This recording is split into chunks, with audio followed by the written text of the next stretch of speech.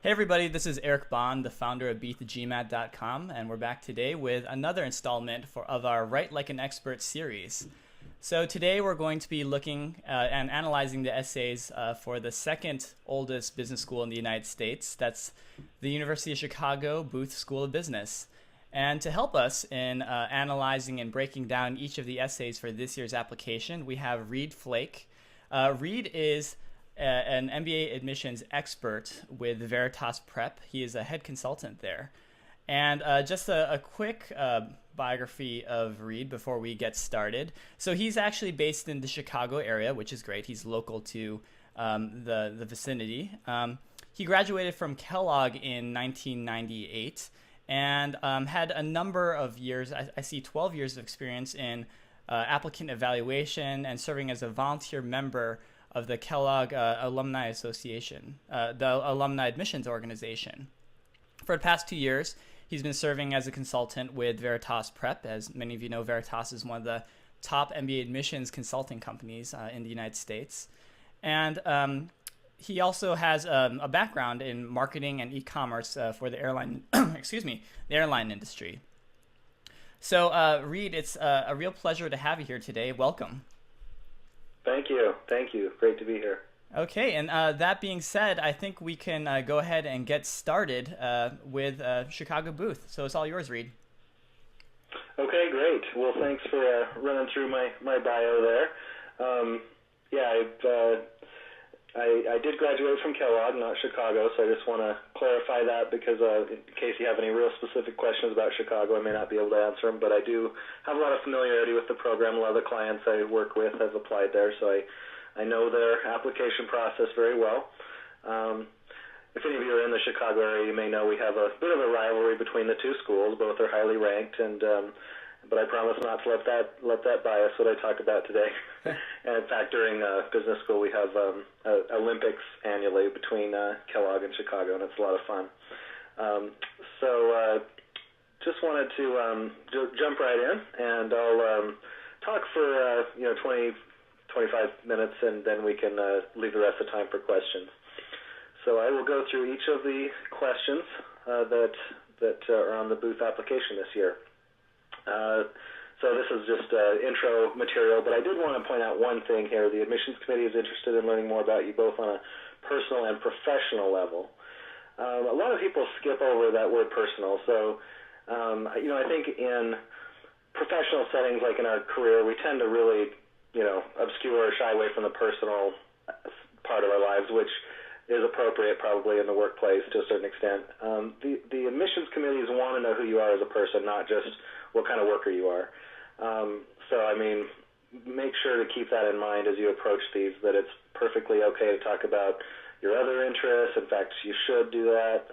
Obviously, there's lines you don't want to cross. You don't want to, get too personal. That if it doesn't add to your application or makes people feel uncomfortable, then certainly don't do that. But the important thing is to talk about who you are as a person and not just what you've done. This one is actually broken down into three parts.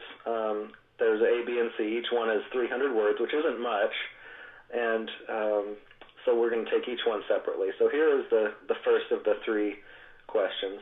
Let me back up just one slide so you can see the run-up. So it says, please answer each of the following 300 for each section. So A, why are you pursuing a full-time MBA at this point in your life? Okay, this is a pretty open-ended question. But it's one you really want to give a lot of thought to. So that's why I said think about your introspection about why you're doing this. It shouldn't just be, my job is kind of expected, or, my friends are getting MBAs, and then definitely one reason that's true is that you're doing it to build your resume and to make more money, but that's kind of a given. So don't focus on that. Talk about your career and how it'll help, and even just the intrinsic value of an MBA education. Just the value of the knowledge to make you a better person, something you can explore a little bit in this essay, and just the challenge of it, something that you do to make yourself a better person. Those are just some ideas that I just want to throw out there to make sure that as you undertake this process of really thinking about why are you doing this, Some of that comes out in the essay. And then you can see the other part at this point in your life. So you have to explain how you got to this point in your life. So they don't really ask, take us through your whole career. They're going to have a copy of your resume, so you don't have to, go through all of that. But you should provide a sort of a brief work life experience of how you got here, what led you to want to get an MBA, and kind of proceed so that you build that up. And then the other component. So I'm really parsing this fine. It's a short question, but you can see there's several different aspects of it that you need to address. And this one is why an MBA and why now. So that's really critical. So you need to think about how it's going to help you, how you intend to use the MBA, why is now the right time. Booth says right on their website that, they want applicants early in their career, those who've had a lot of work experience, So why is this the year that you want to apply? Why at this point? So those are just kind of some questions to really ask yourself, and you want to flesh that out and think about it very carefully. Okay, so that's the first one. And again, 300 words isn't much, so you have to be concise in all these. And this one kind of flows from that. So define your short and long-term career goals post-MBA. So obviously you want the MBA because it's going to help you in your career. So that's one of the whys from the last part of the question. But then we want to go into a little bit more detail. Now, one thing that comes up a lot is, well, I really don't know what I want to do after an MBA. And that's okay. You're not alone. I would say most MBA students have, they might have an idea of what they want to do, but they're not sure, and that's okay. That's perfectly acceptable. But I wouldn't be too, I wouldn't take that approach in the essay. It's okay not to be, I'm definitely doing this, and there's no question. It's okay to say I want to explore some other areas, but you should have a plan. So that's I guess the point here is that make sure you have thought through some short and long-term goals, and it doesn't have to be, highly specific. You don't have to say I want to be the director of product marketing at, firm X. Now, if that's true and you really do want that, then that's fine. But don't feel like you need to sort of fabricate things to make it that specific. But show that you've put some thought into it, that you really have assessed, what you like, what you don't like, what you're good at, and where you want to head in your career. And then I said this: be realistic. You're not going to be, a VP at a Fortune 500 company right out of business school, and so, I know that sounds a little bit ludicrous, but I have seen a lot of applicants that have pretty lofty things, and not to crush anyone's dreams or anything, but be realistic about what you can do right away versus long term. Now that would be okay for the second part of the question, the long term. That you could build up to that, but you can't just throw it out there. You kind of have to build up to it and show how you're gonna get there to some of these longer term goals. And so for those longer term ones, it's okay to be more broad and more idealistic. I would still stay grounded.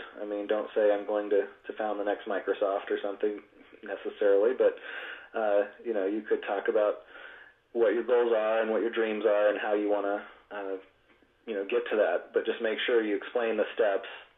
A to B, I want to gain more experience here, and that'll lead me to this, and then I want to So here's just an example, just so you know what I'm talking about. So after my MBA, I want to work in consulting for 3 to 5 years. That will help me hone my skills and solidify some of the concepts I've learned in business school. Then I would like to leave and pursue my passion in entrepreneurship, and I'd like to found this type of company. I'd like to start with small, but I'd like to expand that company. So that's just an example, but don't just throw it out there unsupported and just say, oh, I just want to be a rich entrepreneur. And you really have to show, again, the thought process and the steps. So that would be the second part of the question. And I will keep moving here. The last part C. What is it about Chicago Booth that's going to help you reach your goals? So this is the classic fit question. Every MBA school, every business school out there wants to know this. So why are you a good match for Booth's program?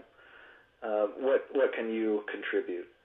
So that's kind of two sides of the same coin. I see a lot of essays where people say, well, I'm great, and Booth has this that I need, and Booth has that, and Booth has this class, and it's going to help me. Make sure you address the flip side too, even though they don't ask it specifically, which is, kind of ask not what your country can do for you, but what you can do for your country. The MBA is really a community process, and the admissions committees are looking for people who can bring a lot to the program. So if there's one thing I can tell you about is please make sure you address this. And if you don't address it here, there's a section later where you can do that, but if it just doesn't fit. But make sure at some point in your essays you talk about, hey, I have some rich, diverse experience. I'm unique in this way. I have this aspect of my career that's not typical for most MBA students that I think, would add a lot to the classroom discussion. I want to be involved in different clubs and communities and activities. And believe me, that will help your essay a lot more than just, I'm great and look at my resume and, Booth will really help my career. So make sure you look at both sides of that equation. Then the second bullet, due diligence. Make sure that you go online, visit campus classes, talk to professors, students, alumni, whatever you can do to learn about Booth specifically. And the more you do, the better. I mean, you don't have to, spend a ton of time developing this, but you do want to do enough to show that you've done your homework and that you really care about the school and that you're not just kind of cutting and pasting from application to application from a bunch of different business schools.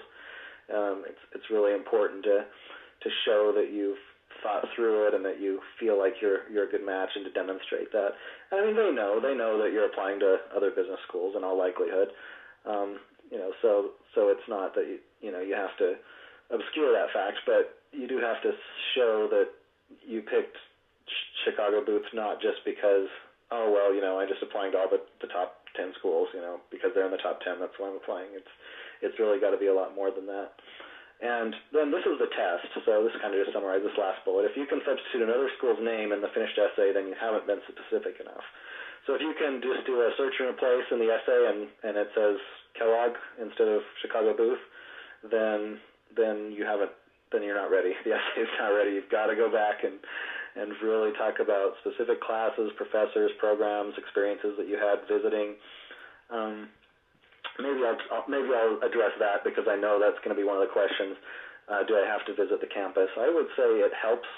The official answer is no. All the business schools, if you ask them, they'll say, it won't help or hurt your chances to do a campus visit. But it will help your essays.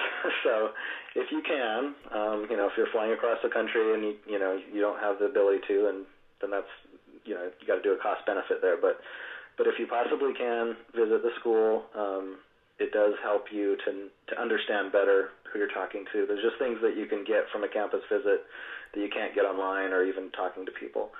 So I would recommend it, but again, I know it's not practical in every case. But it does help to talk to people. Don't name drop too much. I mean, don't say, well, Professor so-and-so and this and that. But, if you sit in a class, say I was sitting in this class with Professor Smith, and he talked about, this valuation model, and I thought it was really interesting, something like that. Again, you only have 300 words, so you're going to have to economize a bit. All right, so that's the first section of the essay. Part D, I guess I should point this out too. It may apply to a few of you. If you are a reapplicant, they ask you to answer this. Show additional maturity through work and life experiences. Be reflective, but be brief. I wouldn't use the whole 300 words if you can possibly avoid it, unless you really have a lot to talk about. But here, just talk about, kind of the differences. So then the second main essay here, this one is not into the parts. It's all just one big question with 750 words, which also, as you start writing, you'll find out that's not as much as you may think or wish it was. So this one is a good question. I'll just read it. Chicago Booth is a place that challenges the students to stretch and take risks they might not take elsewhere. Tell us about a time when you took a risk and what you learned from that experience. So first of all, think of an actual risk. don't think of a good you really have to answer the question. Don't just say, well, I started this job and, I didn't know what it would be like and blah, blah. Well, that's not really a risk. Think about a situation where you kind of had to put yourself out there and, really take a chance. And then it has to be significant, something that really impacted your life or career. Don't just write about some minor little anecdote that, didn't really have long-term effects. So I think 9 out of 10 times this will probably be some kind of major career move or maybe you started a company or something where, you put a lot of investment or, if that applies to you, great. But if not, just, maybe you had a comfortable job and you had another opportunity, or maybe you even had to take a pay cut or something, or do a lateral to take this other opportunity, and just explain how that worked. Just some ideas. You'll think of other ones and better ones. Anytime you see this, tell us about a time. It should trigger in your mind, okay, situation, action, results, structure. Some of you are probably familiar with this terminology, something we use at Veritas for all the time. And, for interviews, it's not unique to Veritas. It's for interview situations or anything else. You want to talk about the situation, the action. Sometimes you'll see it as STAR, situation, task, action, result. Maybe that's just because the acronym STAR sounds cooler than SAR, which maybe sounds like SARS or something. I don't know. But to me, it's simpler just to think of the situation. So that's just describe the circumstances of the experience, the background, the basic facts, the action that you took, and then the result of that. So, there's almost any number of things you can use here, but, the situation in this case might be, I had a comfortable job, but I wasn't growing in my career, and this opportunity came to actually leave this company where I knew people and I was comfortable to join a startup. I had to take a pay cut, and it was something I wasn't as familiar with, but I felt like to grow as a person I had to take this chance, and there was a good chance the company was going to run out of funding, but I did it anyway. That was the action. I evaluated my options, and the result was, it went well. I learned a lot. I grew in this way and that way. It made me a stronger, richer person. So, I'm obviously just shooting from the hip here, but you get the idea. So that's how you would use the STAR structure. And I recommend this actually not just for this essay question, but wherever you can, it's helpful. And be descriptive, in the situation. Don't just. It's okay to put a few details in, that even if they aren't directly germane to the, just to create a visual in the person's mind. It's helpful. One caution here is don't answer the failure question. The failure question is the one which isn't on the Booth application, which I think you should be thankful for, but it is on some MBA applications. Tell us a mistake you made or failure and what you learned from it. I mean, it's a good question too, but it is a little tricky. So here I would try to steer away from situations where you took a risk and failed. I wouldn't say never, ever, because you can do it very successfully, but you just have to navigate it correctly. So if you can, show where you took a risk and had success, and then most importantly, the lessons that you learned and the effect that it had on you as a person and how it impacted you in a positive way. So that is that question. I can almost imagine all the questions that you're thinking, but we'll still defer. We'll get through this. This one, this third part, is very interesting. This is unique to Chicago Booth. I'll just read through it quickly. They say we teach you how to think rather than what to think. With this in mind, we've provided you with blank pages. Knowing there's not a right or even preferred answer allows you to demonstrate your ability to navigate ambiguity, provide information that you believe will support your candidacy. So this is as open-ended as it gets, and again, it's very unique, and it's kind of I think an experiment that they've done, and I think it's cool personally. Basically, they want you to prepare sort of PowerPoint slides here. I guess they say PDF is fine too, but more visual, so not just the traditional essay, in a Word document kind of thing, but there's very few guidelines, really. 4 pages max, fewer if you choose. It will be printed in color and added to your file, but no flash or hyperlinks. The look at the file based, it says evaluate on the quality of content, ability to convey your ideas, not on technical expertise or presentation. But still, you want to make sure it's a good, clean slides with, traditional PowerPoint, rules that for quality. 9 megabytes max. So just sort of some specifics there. So that's it. Of course, this takes up a whole slide just to explain what the question is. So I'm moving to the advice here. So first of all, this is an area to explore different dimensions of your candidacy. Don't repeat info from your other essays. Don't just say, okay, well, here's my resume except in PowerPoint form. That's not what you should do in this place. It's a very good place for extracurriculars. They didn't address that in any of the other questions. I mean, I guess you could have talked about it in the risk area, and a little bit in where you are in the point in your life, but most likely you've talked about your career in the other areas, so it might be good to balance it here. It's an opportunity to address your weaknesses and reinforce your strengths. So do a SWOT analysis on yourself and put yourself in the shoes of the admissions committee. And okay, you have to look at it sort of holistically, the application. A lot of people just say, okay, well, this is the question. I'm just going to answer the questions. No, you don't just answer the questions. You really have to think about, they're evaluating you. They're looking at this whole package, this whole, picture of who you are as a person, professionally, personally, in the office, outside the office, where you've been, where you're going. And if you look at that whole picture, you can start to see patterns emerge and kind of where different areas are that you need to fill in to build that whole picture. They don't want one-dimensional people.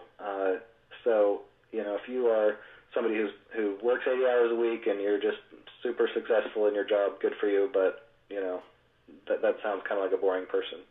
They want people who are going to be active members of the community, the MBA community, who bring a lot to it, who have different dimensions and lots of variety of experience. This other part where I said show, don't tell, that applies not just to this, but to all of them. Don't just say, I am a successful, driven person, I am good at this, and you're much better off to just give examples and let them figure that out for themselves. So rather than just say, okay, I'm good with numbers, talk about an experience where you looked at a problem and solved it, looked at a complex situation or something and just, then they'll say, oh, okay, John is a person who obviously can do this. It's much more powerful to show them and let them draw that conclusion than just to sort of blatantly say it. That might seem obvious, but I swear all the time I see essays that just start with, well, I am this and I am that, and no, you just really can't do that because that will not have the same impact or effect. Okay, then just a couple practical tips. Use color and graphics strategically. Don't feel like you have to use the 4 pages, but you don't want to do balloons and colors and pinwheels and this should be a professional looking presentation. I would use color because they're going to print it in color, so just something. You could do some kind of graphs or charts or something that maybe show a professional accomplishment. Obviously, don't go into too much detail or you'll lose them, but just something simple. Use good PowerPoint practices and principles for presentations, and there's lots of resources available for that if you don't consider yourself an expert. So I won't go into those details, but I guess what I would just say, to kind of conclude is don't be boring. And don't mean that in an insulting way. None of you are boring. Everybody has something to offer, but I have seen a lot of essays that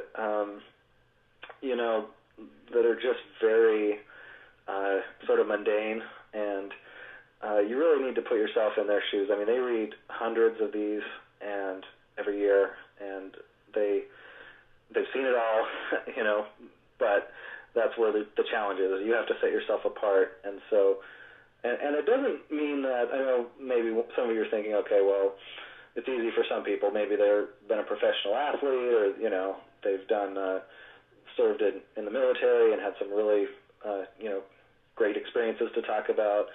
Those are great. If that applies to you, that's fantastic. You can definitely play that angle up, whatever you've done that's really unique or special or easy to talk about. But, a lot of people, working with people is, okay, so I'm an accountant, that's pretty dull, but it's not necessarily. You just have to position it right. Everybody has a story to tell. Everybody has some interesting aspects of who they are and what they've done.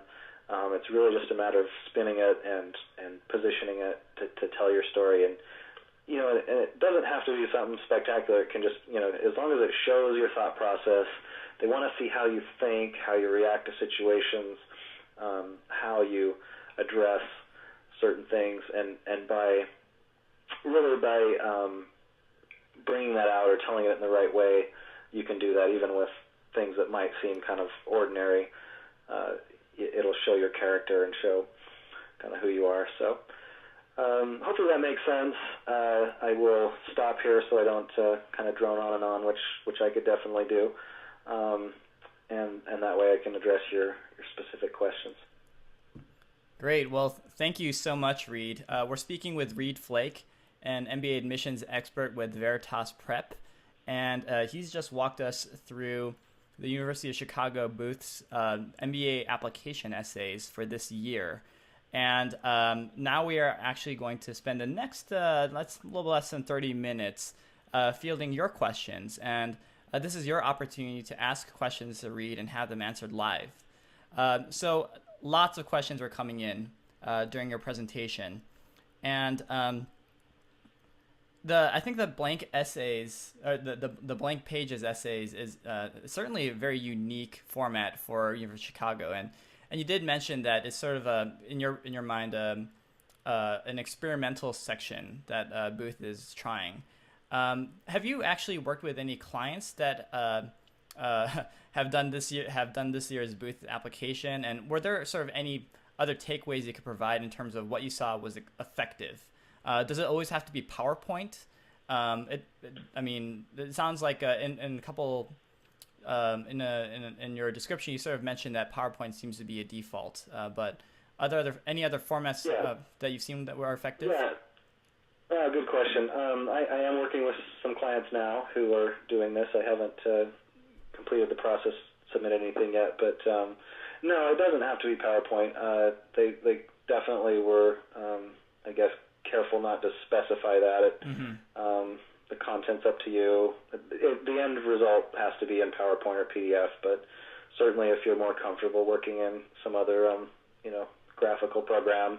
I suppose you could even do it in Word if you wanted to, but or something else. But I think when I looked if you look online, they have these blogs. The admissions committee. There's not too much there, but they did call them slides. They referred to this section as slides.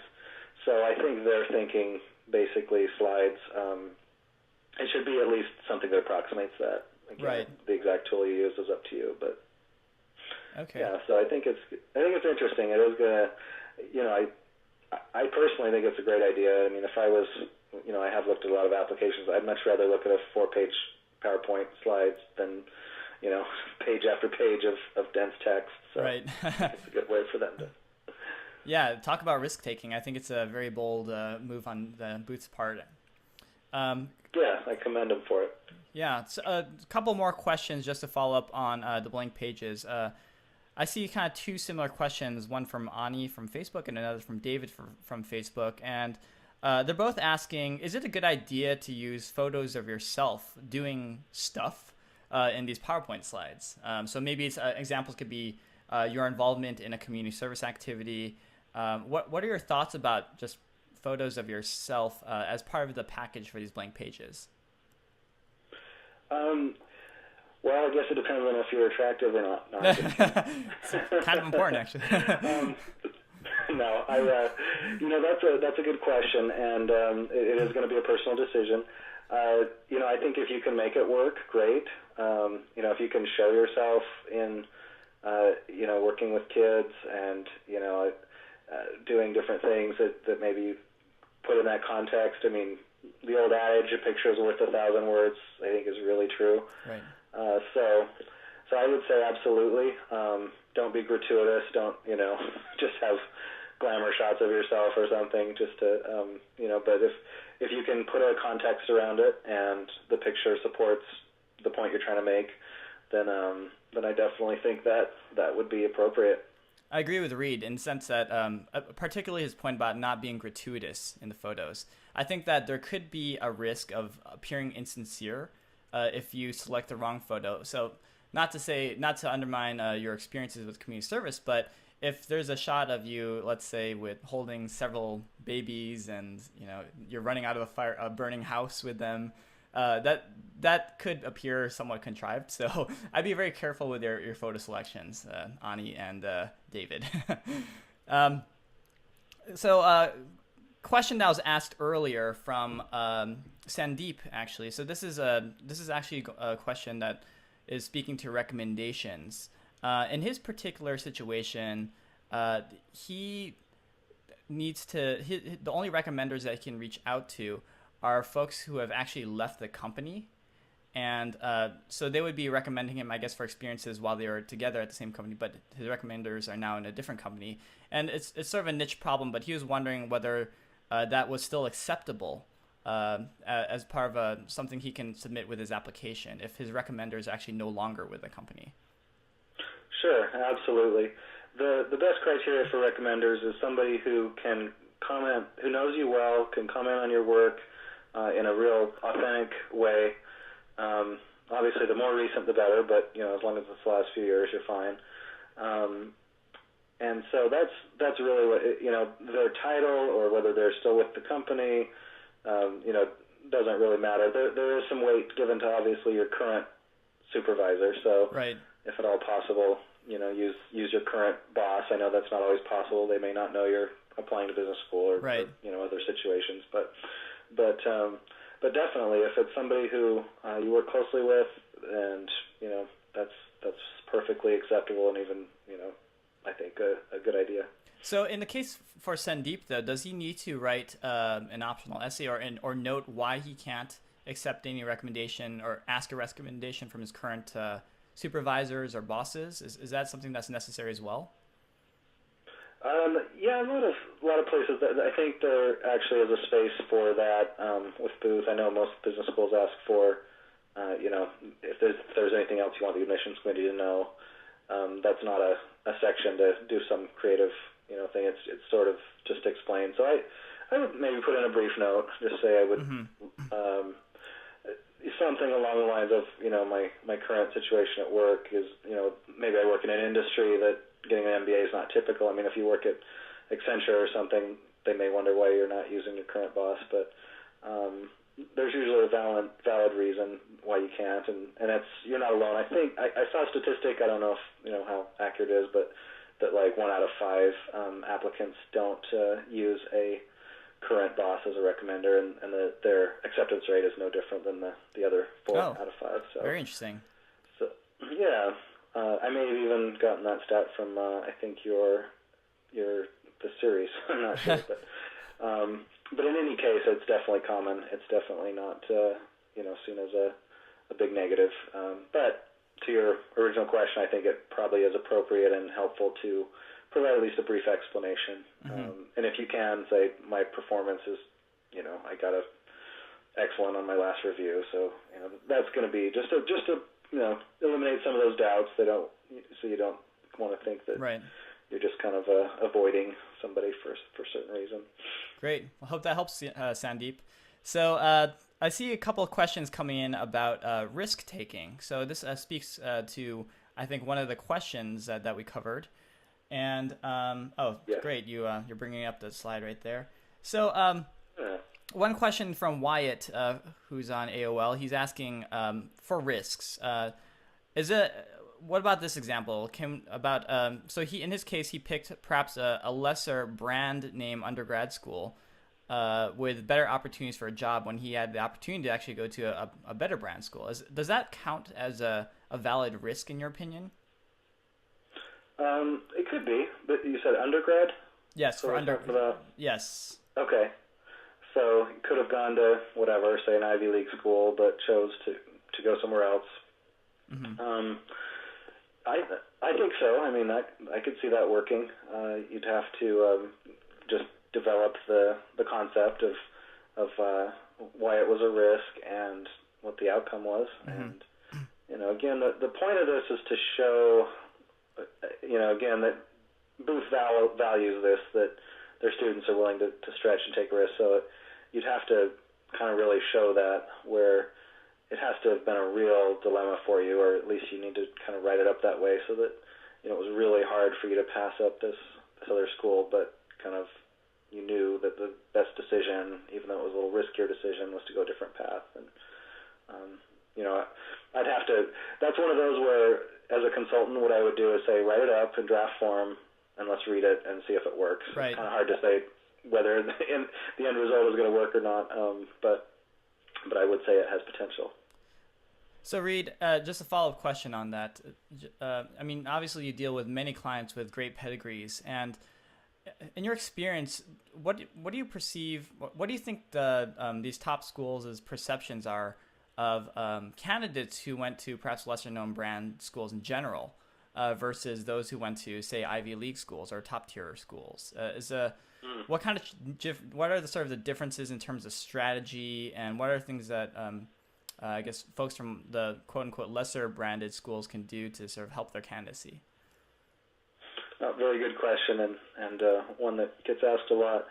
So, I mean, just like anything else, there's probably personal biases towards, the admissions committee members are just people, and so if they went to Stanford and you went to Stanford, then, you're very lucky. But even if they didn't, they've heard of Stanford, and so, it can't help but have a positive effect. Right. So, but a lot of us didn't go to those kind of top name brand schools. So what I would do is show that your experience was really rich. Obviously they're going to be looking at your GPA and your extracurriculars, transcripts, bring out a lot of the more challenging classes that you took if you can, and at least on your resume. You may not be able to do that in the essays, but they do look at the whole picture, the whole person. So don't get hung up on it either. I mean, if you went to Podunk State or something, there's no chance that that's going to knock you out of contention right off the bat. It's fine. They are going to look at the whole picture of your GMAT score and your undergraduate record, and certainly your essays will be huge, and your recommenders and your interview and the whole thing. So just consider it in context. Don't apologize for it. Nothing like that. It's fine. Your record is what it is, and hopefully you did well, and hopefully you learned from it, and hopefully you have strong aspects of the rest of your candidacy. We're talking to Reed Flake, who is an MBA Admissions Expert with Veritas Prep, and we're currently discussing your questions regarding the University of Chicago Booth School of Business MBA application. So we have about 20 minutes remaining in our Q&A. Now's the time to ask your questions. We have another one coming in from Lavinia on Facebook. And I like this question because it's sort of a throwdown between Booth versus Kellogg. So I'm sure you'll appreciate answering this one as a Kellogg alum. Boy, this sounds like a loaded question. Yeah, so it's sort of a holistic question. What do you think the benefits are to studying marketing at Booth, a school generally known more for its finance capabilities, as opposed to a school like Kellogg, where they have a very strong reputation in marketing? Okay, very good. No, that's actually a great question. If you go around Chicago especially, most people, if you want marketing, go to Kellogg. If you want finance, go to Booth. But both schools are trying very hard to break that perception. In fact, there's if you look on Booth's FAQs, I think there's, it addresses that specifically. Mm-hmm. Both are excellent marketing schools. Both are excellent finance schools. The top schools are very much very well-rounded. That's the idea of an MBA. It's not a one-dimensional degree. It's and you can't be a top school without having strength in all of the core areas. I think you will get a very high quality education in any discipline at those schools, depending what classes you take. They will offer you very rich content, and regardless. There is the name brand aspect, so you can't overlook that. Certainly having a Kellogg MBA has kind of opened some doors for me. People immediately assume I know some things about marketing, which I do, thankfully, but and I'm sure that applies to Booth grads as well when it comes to finance, or Wharton, or those other schools that are kind of traditionally known as finance schools. So I will say that. But that's kind of superficial. Really, the hiring managers should know. Anybody who's in recruiting or in the corporate functions will appreciate that the quality of the education. So I would not let that be a kind of a determining factor for you in most cases. That would be my advice. Yeah, Lavinia, just I completely want to echo Reed's advice. If you're lucky enough to get into both schools, at that point it's really a fit question, and just go visit the campuses. See who you get along better with. See what environment you think you'll be able to better learn and network and just be an MBA student in. And that's probably the right school for you, because you're good to go either way, frankly. Some more questions that are coming in. So I like this question. In one of your essay walkthroughs, you mentioned SWOT analysis. What is SWOT analysis? Can you just do a brief walkthrough of what that is? Oh, sure. Thanks for asking. I probably should have explained that. SWOT, strengths, weaknesses, opportunities, and threats. And it's kind of a quadrant, where you have the strengths and weaknesses on one axis and opportunities and threats on the other. You don't have to be that sophisticated. It's just kind of something that a lot of people use in business. But I think just think of it in maybe strengths and weaknesses, just to put it on a one dimension there. The strengths that you have, so it could be academic, maybe you have a really good GPA and good GMAT, but your weaknesses maybe is your work experience. Maybe it's not as rich as you'd like, or as long, or in each case it could be exactly the opposite. Maybe you have fantastic work experience, very successful in your career, your GPA kind of suffered, and your GMAT score is not where you want it to be. Whatever it is, you want to think about how you're being perceived. So that's kind of at a high level. Then you want to drill down a level beyond that to look at kind of different dimensions of your candidacy. So do you come off as just reading through your experience and your essays as, kind of okay, let's just say you come off as a quantitative person, you're very numbers oriented, and you have no problem showing that you're great at that, but you're not very creative. Then if that's the case, and I'm not saying that you're not creative, but that doesn't appear that way, or you don't have as much evidence to support that, then in the blank pages section you'd want to show how you are creative, or how you're a more well-rounded person, how you're not just crunching numbers all day. Show that you have other interests and other dimensions to your personality, and a creative side as well. So that's kind of what I meant, where you can sort of balance that. And so again, it's sometimes hard to evaluate yourself. Have a friend or consultant or whoever help assess how you appear. But again, I think it just goes back to that sort of holistic approach to your application, and remember that they're looking at the whole picture, and so you want to provide balance. At Veritas, we use this 4 dimensions that for every candidate: leadership, teamwork, innovation, and maturity. So these 4 areas that you want to bring out. So every business school is looking for those. So if you don't have great leadership experience or something, or at least it doesn't show immediately, you want to make sure you bring it out. Teamwork, you want to make sure that comes up. Innovation, problem solving, creativity, make sure that's one that gets overlooked a lot, frankly. So make, I mean, lots of people are good at just kind of doing what they're told, and you can have a successful career doing that. But MBA programs really want somebody who breaks the mold. Right in the booth questions, they talk about stretching and taking risks. So make sure that comes out at some point. And then the last one's maturity, which doesn't just mean maturity in the traditional sense, but good judgment. Are you an ethical person? Are you able to effectively deal with people?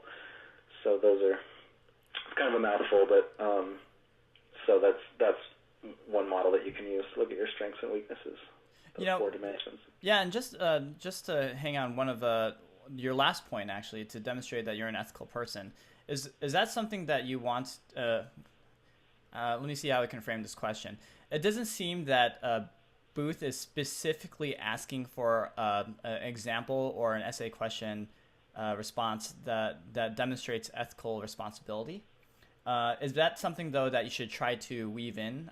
It seems like that's a big theme these days with MBA programs, is their ethical, their program around ethics and so forth. It was a very important topic, especially with some of the things going on Wall Street and whatever. They want to make sure they crank out some that their applicants are very ethical people. So I would say if you can they don't ask it specifically. There are some of the schools ask it. Usually it's one of the optional essays, like answer one of the following questions. Tell us about a situation where you faced an ethical dilemma. Yeah. Booth does not ask that. So you probably can't really develop it too much. I'm sure all the business schools would love to ask 20 questions. It's just not practical to review that many different answers. So if you have an opportunity where it makes sense, then definitely weave it in. But I don't know that you'll be able to fully develop it just because of the limitations of space and in the questions. We're talking to Reed Flake, and he is an MBA Admissions Expert with Veritas, for those of you who are just joining. And we have time for just a couple more questions, a couple more booth questions. Bringing it back, actually, to essay number 2, and I'm glad that the slide is still here. I'll change it to view to that. See a question from Ping coming in from MSN. The question is, should you concentrate on one story for essay 2, or can it be multiple stories? Good question.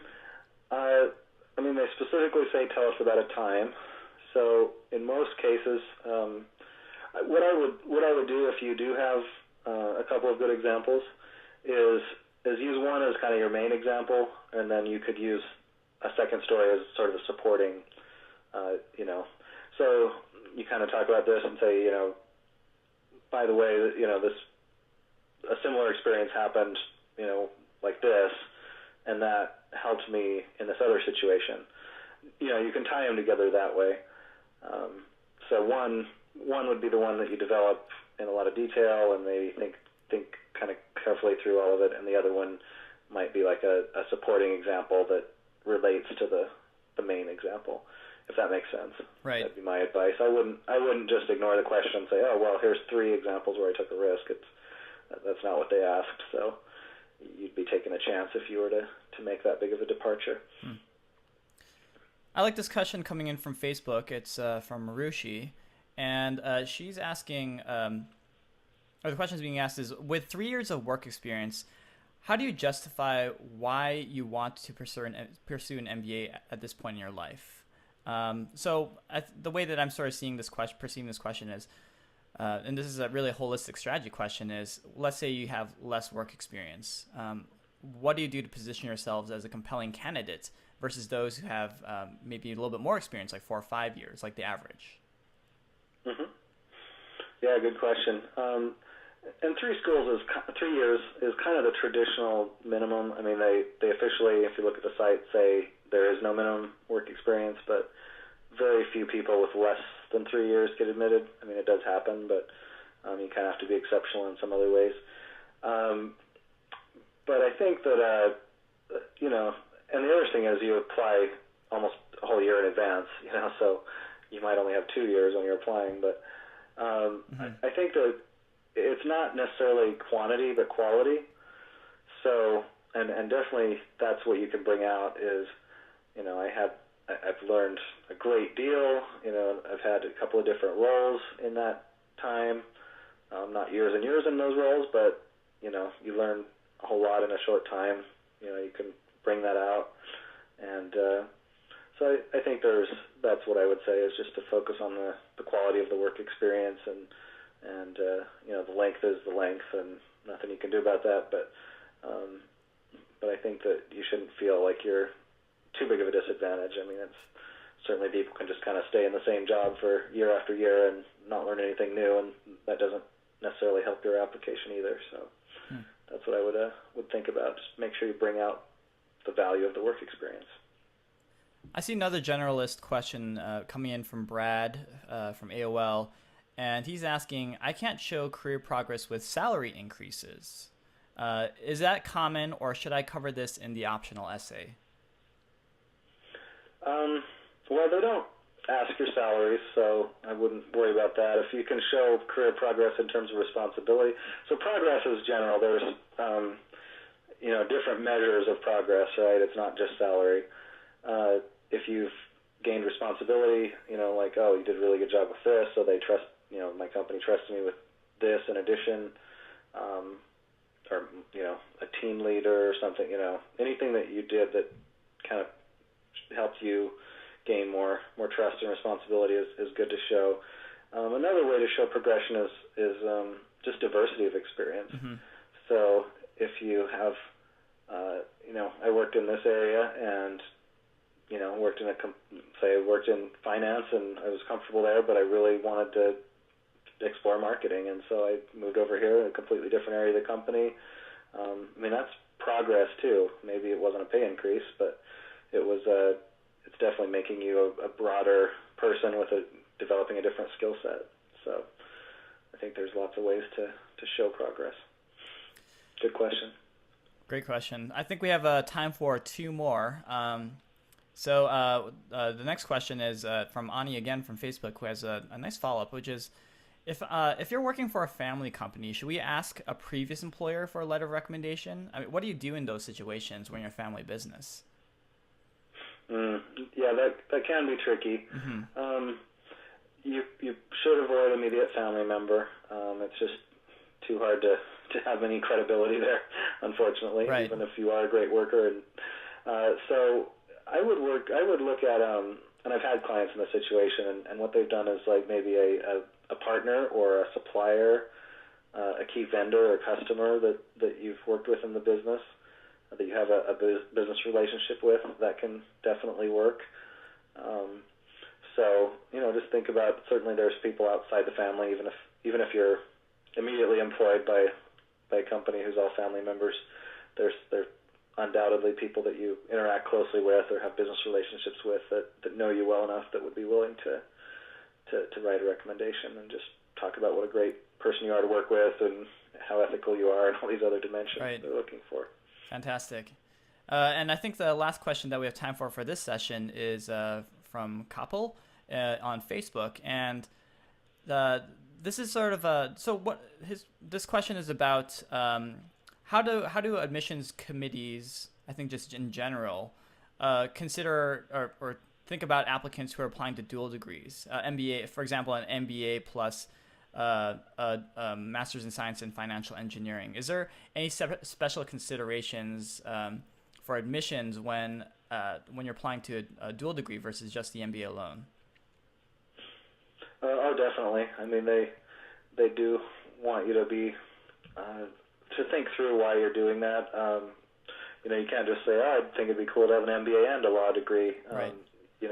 Why do you want that? Why is that? Why will that help your career? What do you plan to do with that? And so, a lot of the site, they all have pretty good site. If you go online, you can see a lot of detail about the dual degree programs, mm-hmm. and usually they're very good about saying what type of person usually applies for it, and that'll help you to kind of make that decision. I mean, you might be a great fit if you're an engineer. Kellogg has this Master of Manufacturing, a Triple M program, And so if you have an engineering background and you plan to work in manufacturing after business school, but you just want those MBA skills to help be a leader, and that's a perfect program for you. But you definitely don't want to just kind of apply on a whim, or so make sure you do your research, I guess, is what I would say there. It is a little bit different application process, and everyone's different, so I can't comment too much, but go online, do your research, and talk to people in the admissions office if you are interested in one of those. Reed Flake is a head admissions consultant for Veritas Prep, and he has just walked us through each of the essay questions for this year's University of Chicago Booth School of Business application, and he's also taken the time to answer many of our questions. Reed, it was a real pleasure to hear you speak and to answer these questions. It was a fantastic session. Oh, thank you. It's been enjoyable for me too. Great. And so in terms of next steps, if you had some questions that we were not able to send to Reed to answer live, you have a couple of options. The first is to go directly to veritasprep.com. Highly recommend that you reach out to their consulting arm. They're very responsive. There's a great team there. A lot of the questions that you have for us today, they'd be happy to answer. So that's veritasprep.com. You also have the opportunity to ask your questions in the Beat the GMAT community. So we do have an Ask Veritas forum. It's very well staffed and has a very responsive team as well. So any questions you might have, feel free to send them either to veritasprep.com or to the Ask Veritas forum on Beat the GMAT. So thank you so much for joining us for this session today. And just want to remind you actually that we do have another session for tomorrow at 10 a.m. Pacific Standard Time, and we're going to be looking at Haas. So thanks very much for joining us, and hope to see you tomorrow. All the best.